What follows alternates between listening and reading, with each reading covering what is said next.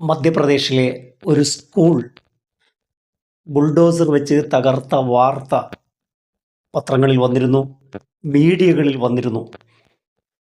അവിടെ ഒരു മുസ്ലിം സഹോദരൻ നാടിൻ്റെ പിന്നാക്കാവസ്ഥ പരിഹരിക്കാൻ ഒരു സ്കൂൾ ആരംഭിക്കുന്നു, 20 ലക്ഷം മുടക്കുന്നു. മദ്രസ എന്ന് ആരോപിച്ച് ബുൾഡോസർ വെച്ച് തകർക്കുന്നു. മധ്യപ്രദേശിലാണ് സംഭവം.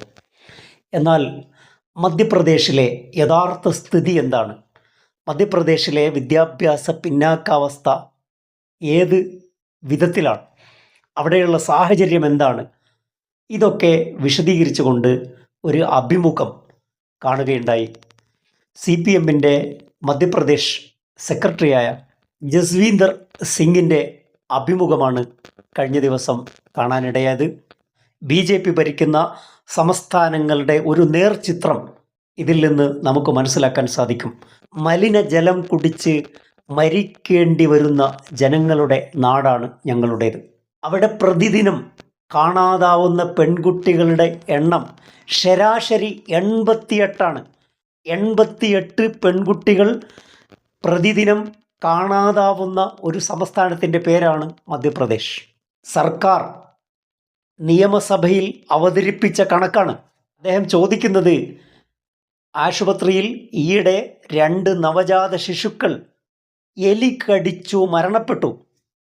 ഇത് കേരളത്തിലെ നിങ്ങൾ വിശ്വസിക്കുമോ? ന്യൂനപക്ഷങ്ങൾക്കും ദളിതർക്കും കർഷകർക്കും ഒരേപോലെ ദുരിതം വിതക്കുന്ന ഗവൺമെൻറ്റാണ് മധ്യപ്രദേശിലുള്ളത്. റിയൽ എസ്റ്റേറ്റ് മാഫിയ, വ്യാജ മദ്യമാഫിയ, ഇവരെയൊക്കെ നേരിട്ട് സഹായിക്കുന്ന ആളാണ് മുഖ്യമന്ത്രി മോഹൻ യാദവിന് കടപ്പാടുള്ളത് വ്യാജ മദ്യമാഫിയോടും റിയൽ എസ്റ്റേറ്റിനോടും RSSനോടും മാത്രമാണ്. സ്ത്രീകളും ദലിതരും നിരന്തരമായി ആക്രമിക്കപ്പെടുന്നു. ജനാധിപത്യ സ്ഥാപനങ്ങളുടെ പ്രവർത്തനം, നിയമസഭയുടെ പ്രവർത്തനം പോലും അട്ടിമറിക്കുന്ന രീതിയിലാണ് മുഖ്യമന്ത്രി മോഹൻ യാദവ് പ്രവർത്തിച്ചു കൊണ്ടിരിക്കുന്നത്. അധികാരത്തിൽ വന്ന ശേഷം 2024 നിയമസഭ സമ്മേളിച്ചത് കേവലം 25 ദിവസമാണ്. 25-ൽ നിയമസഭ സമ്മേളിച്ചത് കേവലം 21 ദിവസം. 40% വിദ്യാർത്ഥികളാണ് സ്കൂളിൽ നിന്ന് കൊഴിഞ്ഞുപോയത്.